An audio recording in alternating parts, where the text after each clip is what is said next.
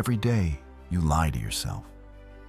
Not out of malice, not even out of ignorance, but out of fear. Fear that the truth will burn too hot, that it will tear down the fragile self-image you've worked so hard to protect, that it will expose you not to the world, but to yourself. Carl Jung once said, "People will do anything, no matter how absurd, to avoid facing their own souls." And he was right. We pretend, we rationalize, we distract ourselves with screens, with work, with noise, because silence is dangerous. In silence, the truth gets louder. The truth that you're not really happy, that you've been performing, not living, that the life you're building doesn't actually feel like yours. But instead of facing it, we keep ourselves busy. We blame other people. We cling to ideas that once comforted us, but now imprison us. And worst of all, we convince ourselves that it's fine, that this is normal, that maybe we're just being ungrateful. But Carl Jung believed that the root of all suffering isn't pain itself. It's the refusal to see what the pain is trying to teach us. Self-deception is the quiet killer. It doesn't crash into your life like a disaster. It creeps in like a fog. You don't even notice when it starts. But one day, you wake up, and you can't see who you are anymore. You've told yourself the same lies so many times. They feel like truths now. I'm fine. This is just how life is. I don't have a choice. I'll do it later. I'm not good enough. You repeat them until your entire identity becomes a defense mechanism, not a soul in motion, but a system of armor. Jung's work was never about pretending to be positive all the time. He wasn't interested in affirmations or good vibes only. He was interested in the shadow, the parts of ourselves we bury because they don't fit the image we want to project.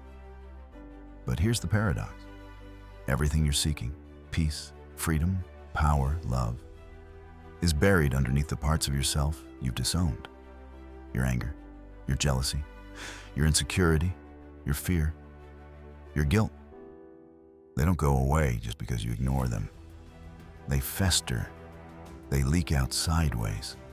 They sabotage your relationships. They keep you stuck in patterns you say you want to break, but never do. Jung taught that radical self-honesty is the beginning of real transformation. Not honesty with the world, honesty with yourself. Not the filtered story, not the justifications, but the raw, unedited truth. It's terrifying, because once you see yourself clearly, you can't unsee it. You can't go back to blaming other people for your unhappiness. You can't keep pretending that your life is fine. You can't keep playing small and calling it humility. You'll feel exposed, vulnerable, alone. But you'll also feel something else. Free. Freedom isn't the absence of pain. It's the absence of illusion. And when the lies fall away, when the mask cracks, something real begins to emerge. The self that doesn't perform, the self that doesn't seek approval, the self that knows what it wants and isn't afraid to walk alone to find it. This self doesn't need to be perfect. It doesn't even need to be understood. But truth has a cost. You will lose things. You will lose people. Not everyone wants to meet the real you. Some only love the version of you that fits their expectations. When you stop lying to yourself, you also stop lying to them. And that can be painful. But ask yourself this. Is it really love if you have to disappear to receive it?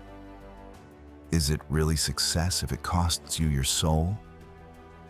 Is it really peace if it's built on denial? Carl Jung believed that wholeness doesn't come from perfection. It comes from integration. from making space for all of you. Even the parts that scare you.